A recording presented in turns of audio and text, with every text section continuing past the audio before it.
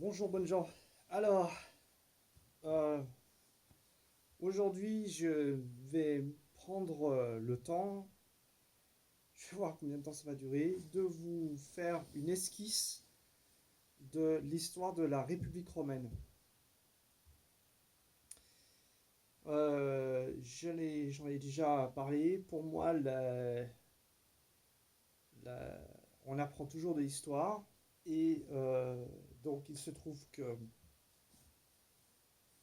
j'ai étudié l'archéologie classique. Dans l'archéologie classique, voilà, bon, bah, ça c'est un bouquin de Tony Holscher qui a enseigné à Heidelberg. Euh, Dans l'archéologie classique, on apprend essentiellement l'histoire de la Grèce antique et l'histoire de la Rome antique. Alors, je ne garantis pas que tout ce que je vais rapporter soit exact à 100%.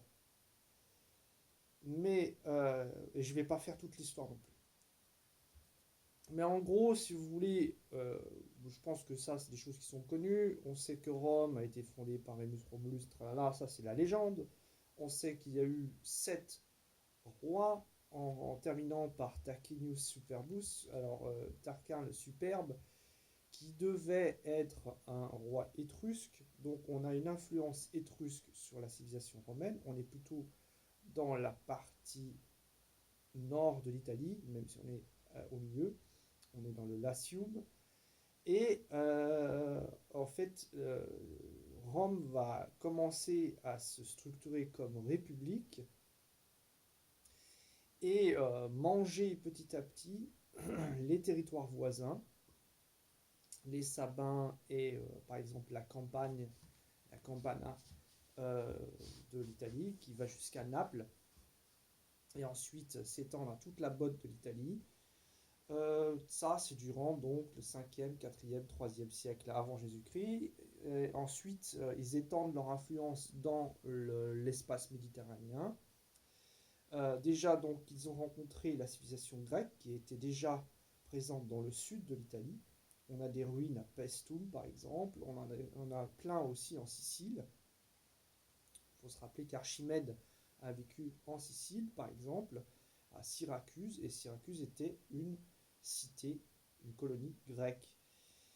Donc ils étaient déjà en contact avec la culture grecque, la civilisation grecque. L'autre civilisation importante de la Méditerranée, c'était Carthage.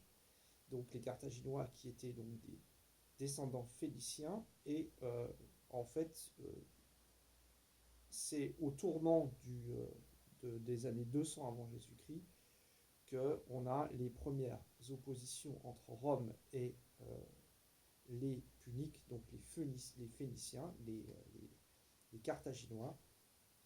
Avec en tout, il y aura 3 guerres puniques. Quand bien même après la deuxième guerre punique, on peut dire que le pouvoir de Carthage avait été vraiment très très très très affaibli. Mais donc c'est au deuxième siècle, vers les années 130, je crois. Euh, on corrigera si j'ai dit des bêtises, que le Scipion Émilien conquiert définitivement Carthage et la fait détruire. À partir de ce moment-là, l'ascension de Rome vers le pouvoir absolu en Méditerranée ne semble plus être arrêtable. Pour ce qui est de la République romaine, vous avez tout un ensemble de dispositions. Vous avez au sommet de l'État, en fait, le Sénat,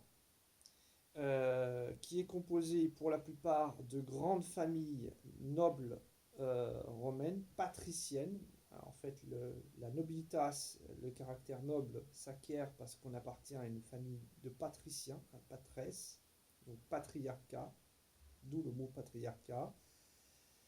Et ces patriciens se regroupent en gens, c'est-à-dire en groupes de personnes dont autour d'eux, ils ont un certain nombre de personnes dépendantes. C'est ce qu'on appelle des clientes, c'est-à-dire en fait, ils font ce qu'on appelle du clientélisme.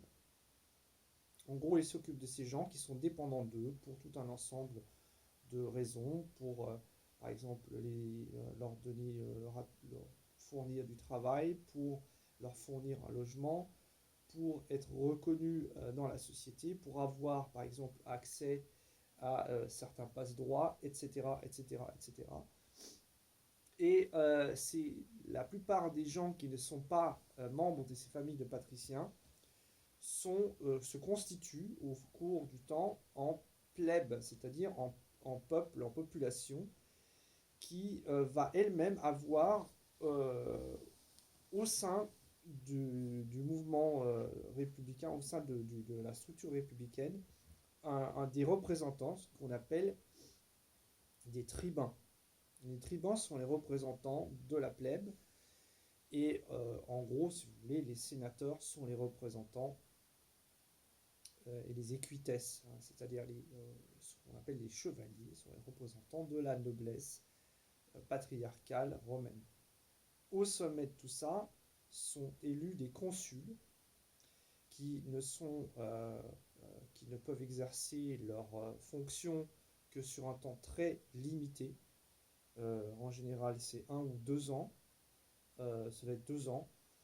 Et il y a en général 2 consuls. Bon, ça dépend. Il y en a des fois un, il y en a des fois deux, il y en a des fois trois. Et il y a des fois des proconsuls. Et l'essentiel de l'activité romaine, il y a encore une fois, il y a le pouvoir est exercé à divers endroits. Vous avez ce qu'on appelle le, le pouvoir militaire, c'est-à-dire l'imperium. Vous avez le pouvoir de perception des impôts, la coercition. Et vous avez le pouvoir sur le religieux, qui est le hospitias. D'accord? Des hospices, donc.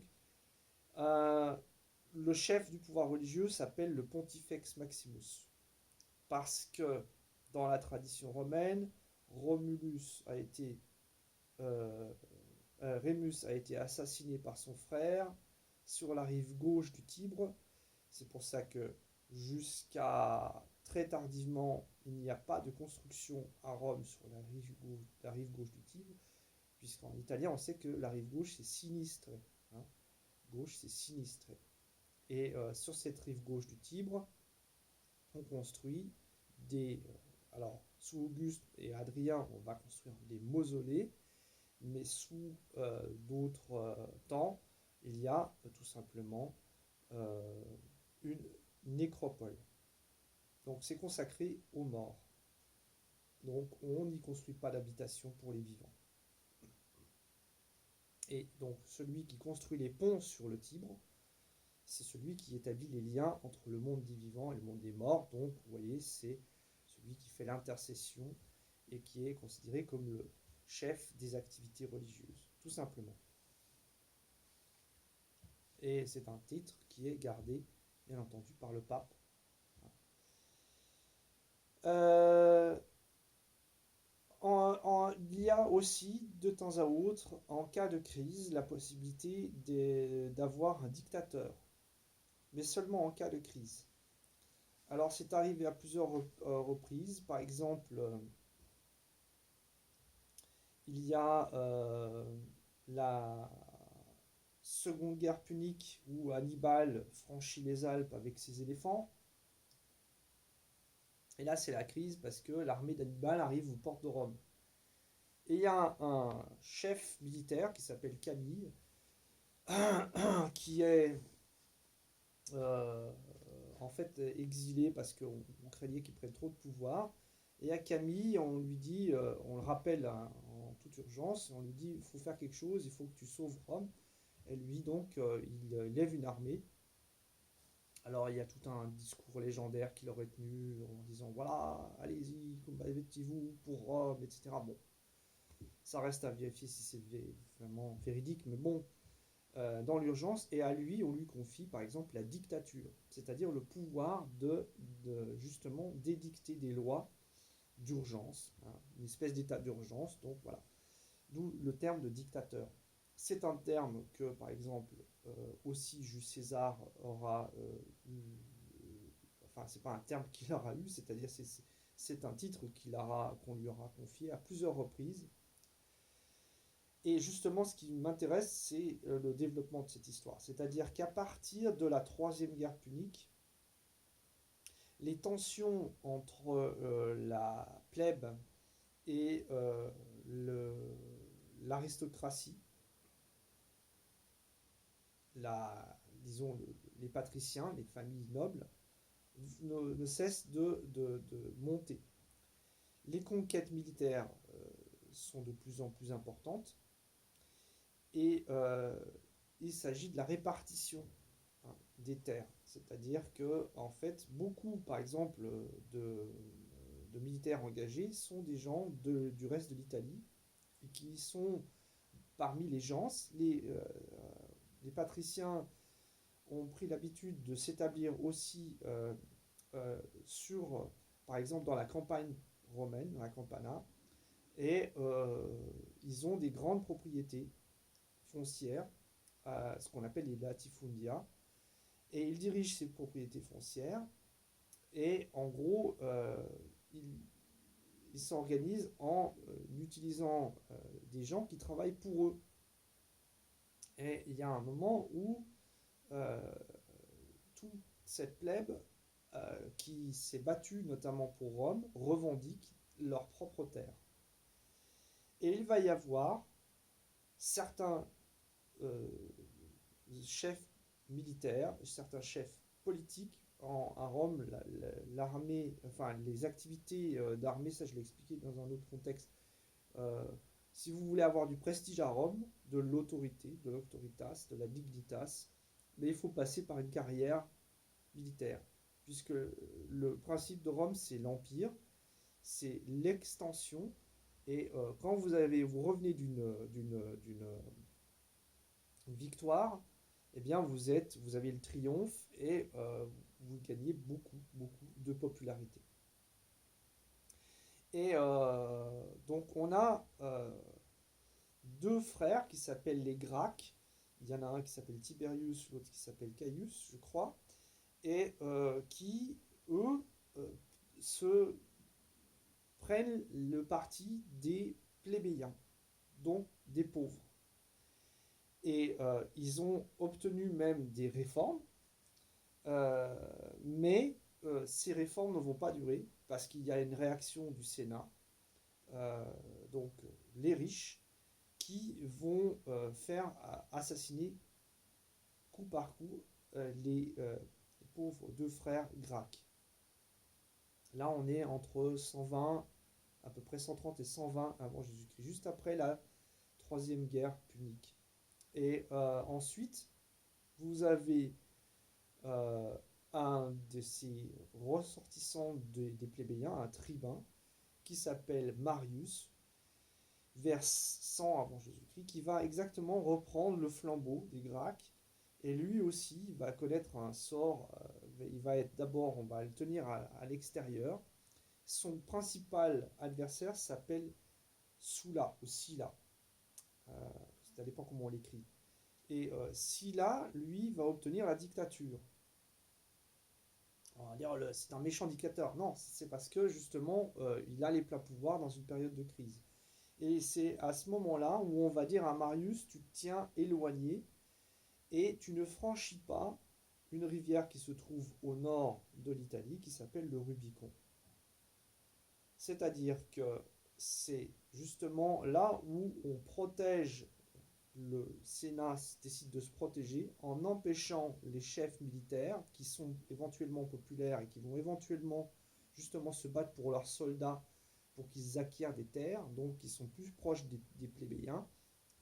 On les empêche de se rapprocher un petit peu trop de Rome. Vous voyez, ça sent déjà le roussi.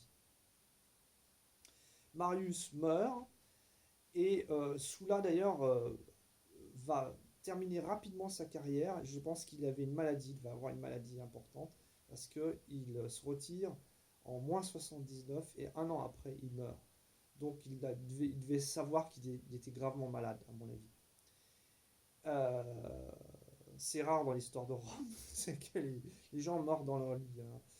Et ensuite, bien entendu, vous avez euh, la- la- un premier partage du pouvoir entre trois consuls de même importance.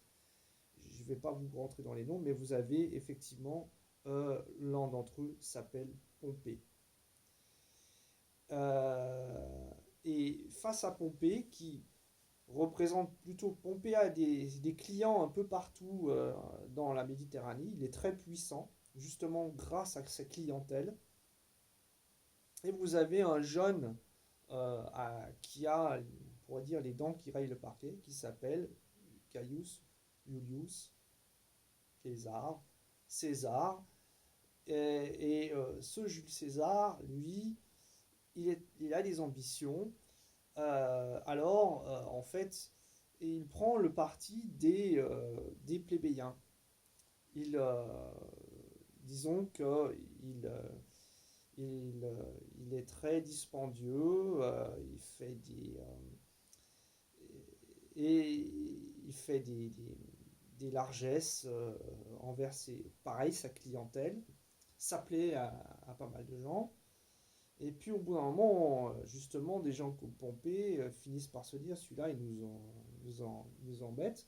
On va l'envoyer se divertir quoi, à l'extérieur. Il a qu'à aller se battre. On va l'envoyer en mission justement en Gaule transalpine. On a alors là, ce qui appartenait à Rome à l'époque, c'était ce qu'on appelle le Narbonensis, c'est-à-dire le sud de la France, la Provence, si vous voulez, dont la capitale était Narbonne. Et voilà, c'était. Mais le reste de la Gaule était encore à conquérir, donc on l'envoie s'occuper avec ces Gaulois, et comme ça il nous foutra la paix à Rome. Puis je crois qu'il a été en Espagne aussi, il me semble aussi. Et bon, enfin voilà, vous me corrigerez hein, s'il y a des choses à corriger. Et Jules César, il s'avère qu'il se montre un excellent tacticien. Il intervient dans une altercation entre guillemets entre deux populations gauloises, celtes gauloises. Vous avez le peuple helvète et le peuple éduin.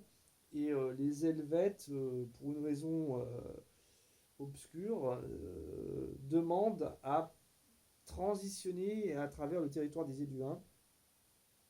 Il y a dû y avoir une épidémie ou un mouvement, quelque chose qui les a forcés à se bouger. Et les Éduins se tournent vers les Romains en disant, ils sont alliés des Romains, et ils disent, bah, écoutez, voilà, il n'est pas question qu'on laisse passer les Helvètes, et c'est le prétexte dont se saisit Jules César pour intervenir. Et à partir de ce moment-là, la conquête de la Gaule va se faire assez rapidement. Je crois en 9 ans, 8 ou 9 ans. Quand il revient, c'est le triomphe, il est acclamé, voilà, et on lui attribue, je crois, 7 ou 8 fois la dictature. Ce qui, bien entendu, va faire des jaloux. Et alors, quand il est dictateur, alors là, c'est la grosse fiesta, quoi. C'est-à-dire, il va organiser des grandes festivités. Il va inviter un peu tout le monde à Rome et ça va coûter, ça va lui coûter rien du tout, c'est aux frais de la princesse, mais il va être très dispendieux. Et en gros, on a prétexté. Alors, l'histoire n'est toujours pas claire, on ne sait pas exactement comment les tenants, les aboutissants de tout ça, enfin, vraiment là. Mais on lui a prêté des volontés de se revêtir le titre de Rex, de roi.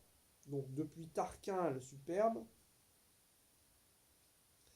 il n'y avait plus de roi à Rome. Et moi, je pense que ça a été un peu une manipulation de la part des sénateurs. D'ailleurs, il fallait bien trouver un truc pour se débarrasser de ce Jules César qui devenait de plus en plus gênant. Parce que, mais bon, après, c'est une opinion qui n'est pas partagée par tout le monde. Il y a les deux versions. Voilà, on dit oui, effectivement, il était en train d'user de son pouvoir. Il y a une histoire avec une statue qui est faite à son effigie. Donc, en général, statue à l'effigie d'un d'un personnage, c'était réservé aux morts, aux gens qui étaient divinisés, qui étaient en apothéose, qui avaient donc euh, obtenu par leur mort l'accès et par la grandeur de leurs actes, l'accès au titre divin. Là, c'était pas le cas. Ensuite, on a été dire que effectivement des gens auraient écrit sur cette statue Rex Romanorum, le roi des Romains, et que Jules César lui-même aurait dit mais non, moi je suis pas roi. Mon prénom c'est pas Rex. Alors, est-ce que y a y a-t-il une once de vérité là-dedans? J'en sais rien, hein. Encore une fois, les historiens ne sont pas d'accord entre eux pour. Il n'y a pas de, il y a pas de, il y a pas d'opinion définitive sur le fait que est-ce que César avait des velléités à devenir roi, mais toujours est-il que c'est ce qui a été utilisé comme prétexte par les sénateurs pour l'assassiner aux ides de Mars, donc le 15 mars de l'an 44 avant Jésus-Christ. Et ça a déclenché ce qu'on appelle le deuxième triumvirat, donc avec un des plus fidèles lieutenants de Jules César, l'Épître, je crois, contre voilà, Marc-Antoine, Marcus Antonius, et qui était aussi un fidèle lieutenant de César, et le petit troisième, neveu, le petit-neveu adoptif, Octavien, qui deviendra Auguste. Voilà. Et donc c'est la guerre civile, et c'est Auguste qui mettra tout le monde d'accord, et après on a soi-disant l'Empire, mais enfin le titre d'imperium, c'est un titre militaire, c'est une autorité militaire, et surtout les premiers empereurs n'étaient pas forcément, d'ailleurs même après, n'étaient pas forcément toujours de la même famille et des descendants. Euh, alors c'est le cas par rapport à Auguste et Tiberius, et puis donc je vais en oublier, donc je vais fâcher du monde. Euh, mais vous avez Caligula, donc voilà, qui était en fait aussi de la famille, et Claudius, il me semble aussi, mais déjà avec Claudius, et Pompée, lui, était un fils adoptif, hein. Claudius, il avait donc euh, une deuxième noce, comme on peut dire. Sa femme, c'était euh, la fameuse. Ça y est, les noms m'échappent. Alors là, je suis impardonnable. Euh, Bon, ça me reviendra. Ou pas. Je suis obligé de regarder dans. La femme de Claudius. Donc, Octavien, Auguste, Flavius dynastie.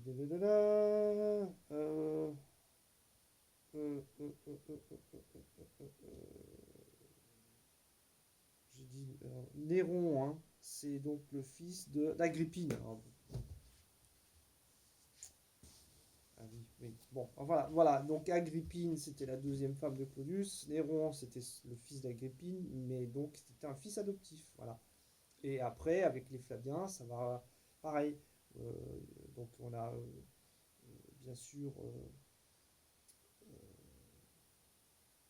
oh, décidément, aujourd'hui, Vespasien, et puis Flavien Joseph, etc., et Domitien. et Domitien. Donc après, il y a euh, ce qu'on appelle les enfants adoptifs. Donc vous avez Trajan et Adrien, d'ailleurs, qui ne sont pas des moindres, hein. Ils sont pas des moindres. Bon, bref, euh, comme disait Pépin, euh, pourquoi je vous raconte tout ça? Pourquoi je vous raconte l'histoire de Rome? Eh bien parce que ce qui est intéressant, c'est le fait que vous avez cette opposition entre ceux qui prennent le parti des riches, des patriciens, et ceux qui prennent le parti, on va dire, des pauvres, des plébéiens, hein. Donc, en gros, si vous voulez, si on transpose à une situation actuelle, vous avez d'un côté le parti de ceux qui défendent des gens comme Bernard Arnault, Bolloré, Vincent Bolloré, euh, des personnes qui sont des oligarques, hein. Je prends des noms comme ça au hasard, hein, c'est pas... Et puis il y a le parti de ceux qui prennent, enfin, ceux qui prennent la défense des gens comme on pourrait résumer soit comme gilets jaunes ou disons tout simplement des gens qui sont pas riches, quoi, qui sont pauvres. Vous voyez comme quoi c'est pas quelque chose de, de nouveau. Et vous avez ce combat là, une espèce de lutte des classes, c'est un peu exagéré, mais c'est un combat effectivement entre des classes sociales différentes. Et au bout d'un certain moment, euh, on ne sait plus vraiment si les gens, par exemple, alors pour les Gracques, je pense que c'était vraiment, puisqu'ils ont fait des réformes et qu'ils se sont fait assassiner pour cette raison, je pense que c'est vraiment des gens qui avaient pris le parti pour la plèbe. Pour Jules César, on ne sait pas trop, hein. Mais on peut dire quand même qu'il était très populaire, justement. Et qu'après sa mort, ça a déclenché, justement, tout un tas de troubles. Et la guerre civile, d'ailleurs. Donc, en fait, vous avez quand même euh, des gens qui se battent, entre guillemets, pour la plèbe, hein, on va dire, voilà, les plébéiens, donc style Mélenchon, par exemple. Je vais pas, si je donne des noms après, on va me dire que je prends le parti pour l'un ou pour l'autre, hein. C'est pas ma. Enfin, je pense que vous comprenez le, le, l'explication. Je prends des noms à titre d'exemple. Euh, donc vous avez ce côté plébéien, à qui on va reprocher d'être populiste, par exemple. Quel mot horrible, le populisme, vous vous rendez compte? Et puis, d'un autre côté, vous avez des gens qui, eux, euh, justement, sont l'inverse de ça, quoi, qui ne sont pas populistes, entre guillemets, enfin, qui... Mais ce qui est intéressant, c'est que malgré tout, même si on peut accuser l'un ou l'autre, et là, vous voyez là derrière qui vous voulez, de populisme, et il y a beaucoup de gens qu'on accuse d'être des populistes, finalement, la situation actuelle. Ceux qui dénoncent les autres d'être des populistes, eux-mêmes, ben, que font-ils? euh, Si je constate certaines interventions politiques de certaines personnes qui dénoncent les autres d'être des populistes, je vais tout simplement analyser par exemple les, la- certains discours d'Emmanuel Macron. Moi, pour moi, je vois du saupoudrage. Merci les soignants, merci les pompiers, merci tout le monde. Vous voyez? C'est-à-dire qu'il y en a pour tout le monde. Donc, sans faire de procès d'intention, on peut constater que Emmanuel Macron, dans cet exercice de communication précis, est exactement autant populiste, si ce n'est plus, que d'autres personnes qu'on va accuser systématiquement de faire le jeu des extrêmes, des populistes, etc. Vous voyez? C'est ça où je veux en venir. C'est-à-dire qu'on se jette mutuellement au nez des accusations, l'anathème, malin, pour finalement discréditer l'autre. Et justement, en attendant, euh, la cause des personnes qu'on est censé défendre, bah, elle n'avance pas vraiment de 3 pouces, quoi. Et c'est ça qui peut être gênant. Sans remettre en cause les intentions des uns et des autres. Parce que y a un discours, et puis il y a les intentions, puis il y a les faits.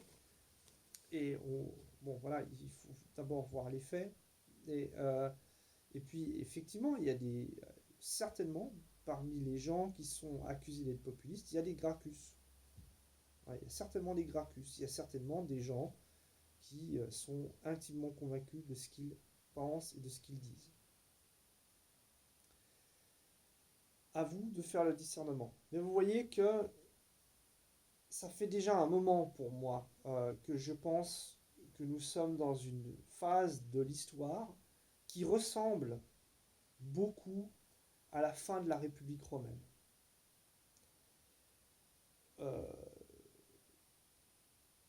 et la raison pour laquelle je pense cela, c'est parce que justement, il y a ce genre d'arguments qui sont tournés et retournés à volonté contre les camps adverses en, en gros en s'affichant en disant mais moi je suis le seul soutien du monde, etc.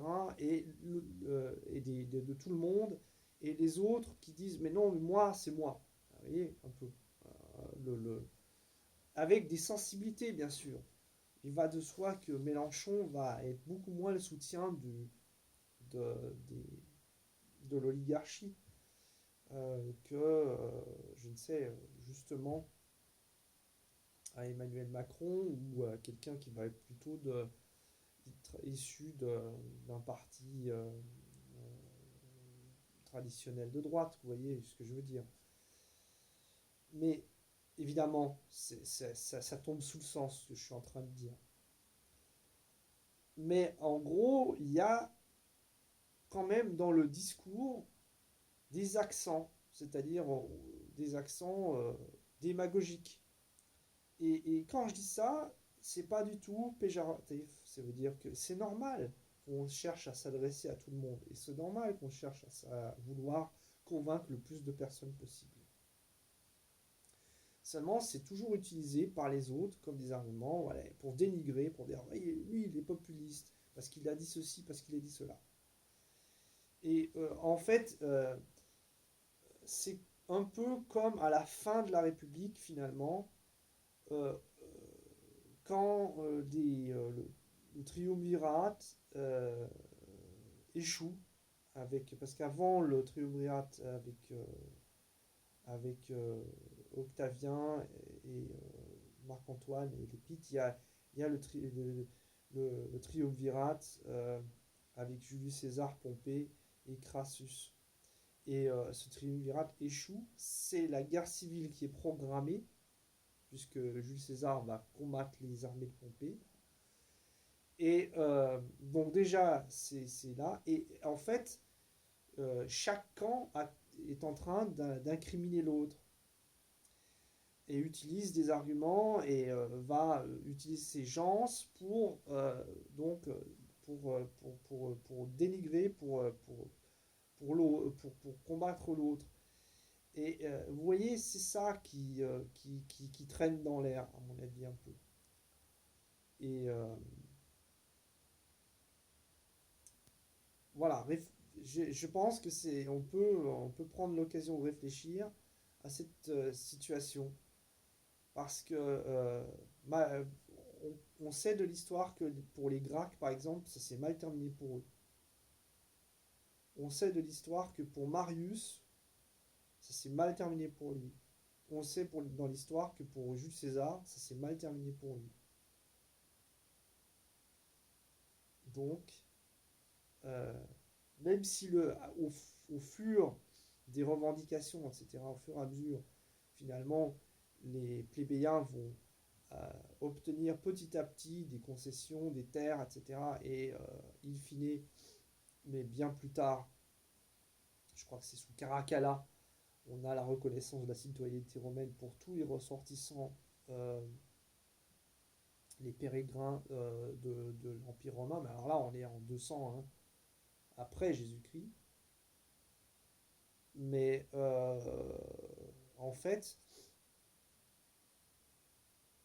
on voit que la cause des descendants, comme disent certains,